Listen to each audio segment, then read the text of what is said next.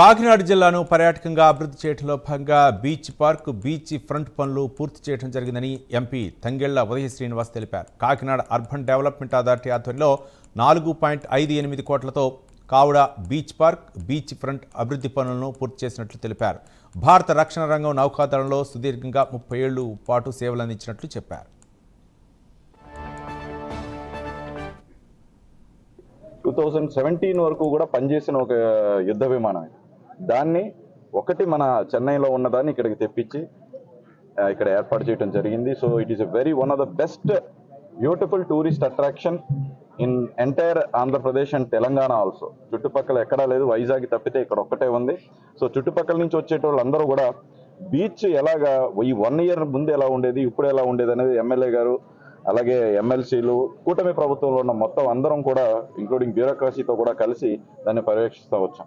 అలాగే ఇప్పుడు ఎమ్మెల్యే గారు కోరినట్టు ఆ బీచ్ శాండ్ ఒక పరిస్థితి ఏంటంటే నిజంగా అది ఎక్కువ మంది రావటం వల్ల దానికి కంప్లీట్ కంటిన్యూస్ క్లీనింగ్ అవసరం.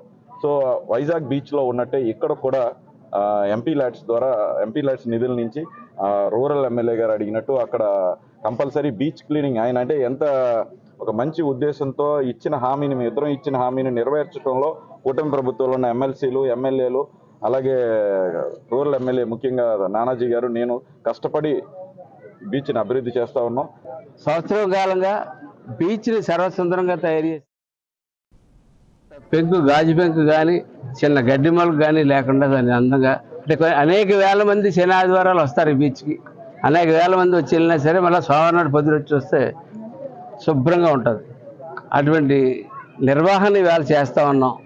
అట్లాగే లాస్ట్ టైం బీచ్ కబడ్డీ పోటీలు పెట్టుకున్నాం. రేపు త్వరలో బీచ్ ఉత్సవాలు పెట్టుకుంటా ఉన్నాం. అనేక పర్యాయాలు పర్యాటక శాఖని విన్నవించుకున్నప్పటికీ కూడా ఇప్పుడు దాకా పర్యాటక శాఖ నుంచి ఎటువంటి నిధులు కూడా మాకు అందలేదు. కోడా నిధులతోటి ఈ కార్యక్రమాలన్నీ చేసుకోవాల్సిన పరిస్థితి వచ్చింది. దానికి కోడాకి ధన్యవాదాలు తెలియజేస్తా ఉన్నాను. ఇందాకటే ఎంపీ గారు చెప్తా ఉన్నారు, త్వరలో ఈ బీచ్కి ఎంపీ గారి నిధుల నుంచి బీచ్ క్లీనింగ్ మిషన్ ఒకటి ఇస్తానని చెప్పి 80 లక్షల రూపాయలు పెట్టి క్లీనింగ్ మిషన్ ఒకటి ఇస్తా అన్నారు. అది కోస్ట్ అంతా కూడా శుభ్రంగా బ్రహ్మాండంగా తయారు చేయడానికి దానికి ఎంపీ గారికి ధన్యవాదాలు తెలియజేస్తా ఉన్నాను. ఏదైతే మాట ఇచ్చామో అట్లాగే ఈట్ స్ట్రీట్ ఉంది. ఇక్కడ ఉన్న బీచ్ ప్రశాంత వాతావరణం కావాలంటే